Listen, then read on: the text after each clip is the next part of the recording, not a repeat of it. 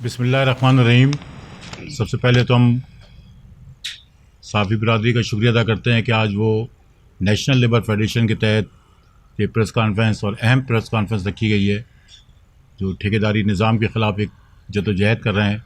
तो आपकी शिरकत और आपके यहाँ पर आने पर आपको शुक्रिया अदा करते हैं। अज़ीज़ साथियों, दोस्तों, साफ़ी बिरादरी, आज हम आपकी खिदमत में कराची, जो कि पाकिस्तान का सबसे बड़ा सनअती शहर और हब है, इसके मसाइल पेश करने के लिए हाज़िर हुए हैं और उसके बाद उसके लाए अमल का भी ऐलान करेंगे। जैसा कि आपको इल्म है कि पाकिस्तान का मेहनतकश तबका महंगाई, बेरोज़गारी के इस दौर में बदतरीन हालात ज़िंदगी बसर करने पर मजबूर है। ठेकेदारी निज़ाम मेहनतकशों के बुनियादी हकूक़ ग़ज़ब कर रहा है। मेहनतकशों को तमाम मराज से महरूम, बल्कि यकसर महरूम कर दिया गया है। इदारे मेहनतकशों के हकूक़ के तहफ़्फ़ुज़ करने के बजाय सरमायादारों के मुहाफ़िज़ किरदार अदा कर रहे हैं। कौमी इदारे हुक्मरानों की करप्शन, नाअहली, लूटमार की वजह से आज मुकम्मल तौर पर तबाही व बर्बादी का शिकार हैं। हौज़री, गारमेंट्स, टेक्सटाइल, पावरलूम्स, मार्बल सेक्टर के शोबों से वाबस्ता मज़दूर जो लाखों की तादाद में अपने इदारों में ट्रेड यूनियन जैसी बुनियादी ज़रूरत, जो कि ILO के तहत, माहदे के तहत भी इनको वो शराइत पूरी करनी है, उससे महरूम है। इन मज़दूरों से इनका कानूनी हक़ छीना गया।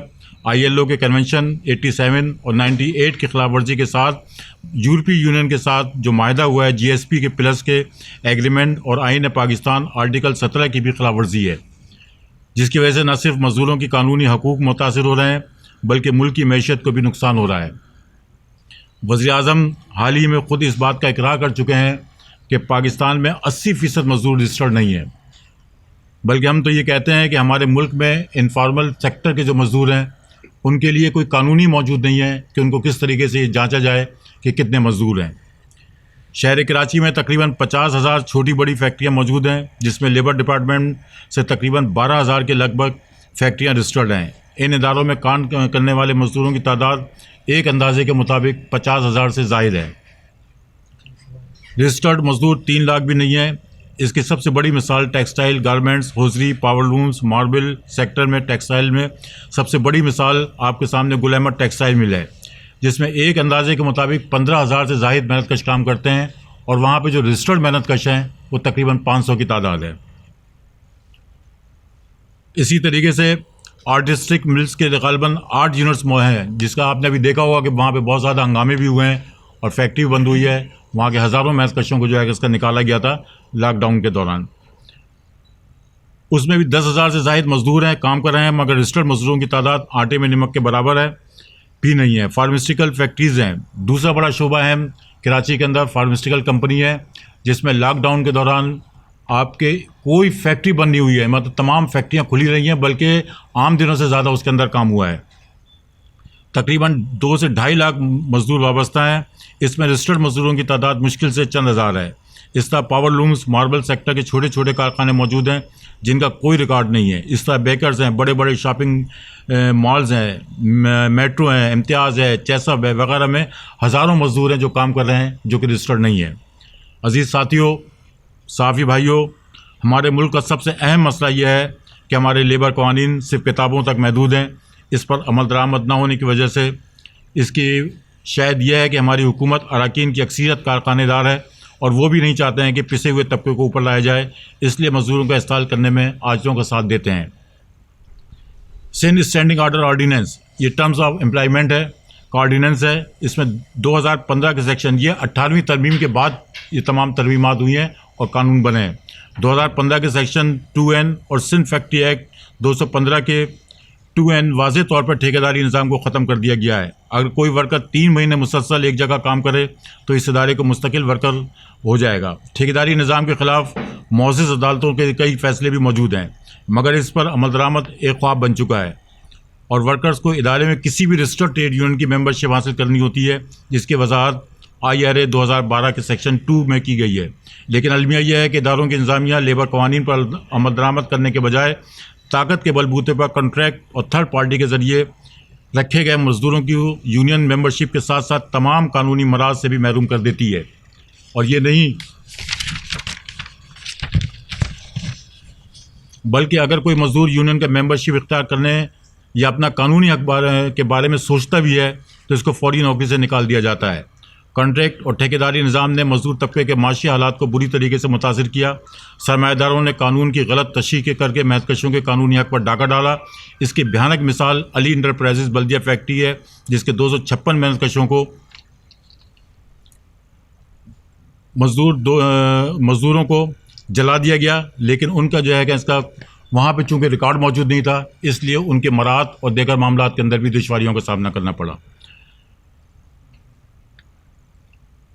اس کا اپنے بچوں کا کوئی مثال نظر نہیں آتی, جس کی وجہ سے وہ ملک سے بھی مایوس ہو چکے ہیں. ایسا نہ ہو کہ غریب محنت کش مایوسی کا شکار ہو کر کسی بڑے انقلاب کے لیے اٹھ کھڑا ہو.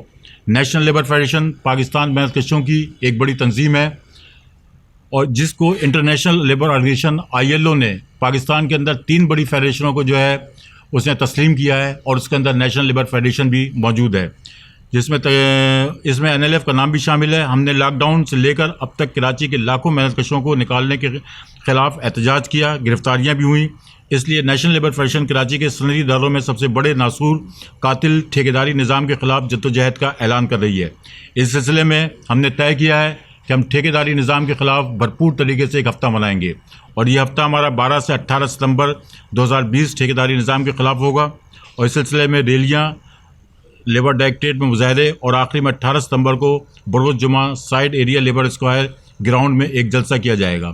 12 تاریخ کو ہم اس کا آغاز کریں گے, اور انشاءاللہ ہمارے 2 صنعتی زون ہیں, لانڈی کولنگی اور سائڈ ایریا, یہاں پر ریلیاں نکالی جائیں گی.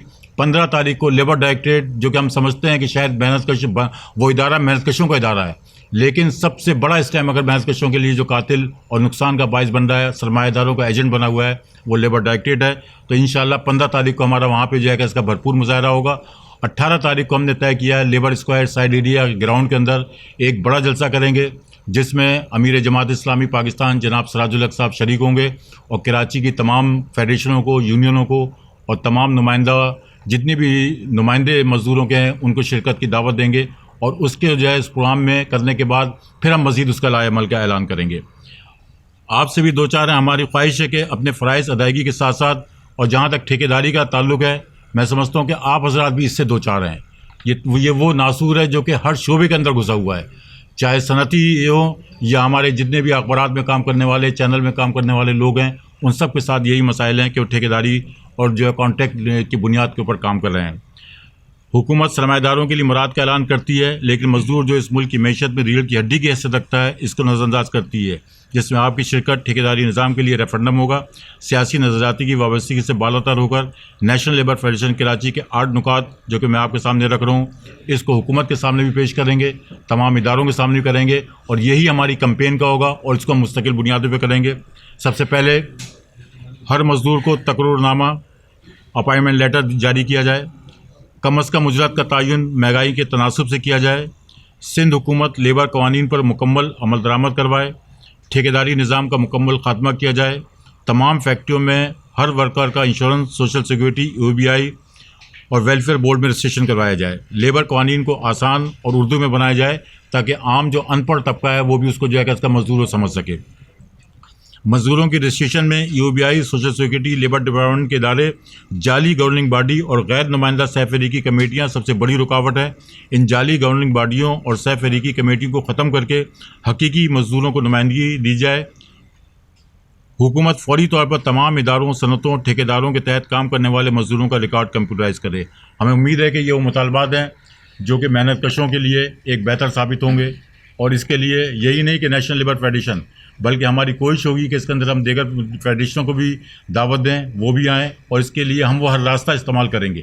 فیکٹریوں کے سامنے بھی کریں گے, سڑکوں پہ بھی کریں گے, عدالت بھی جائیں گے, اور جو جد و جہد ہو سکے گی اس کے لیے کریں گے. اور یہ ہفتہ اسی سلسلے کی ایک آغاز ہے. شکریہ.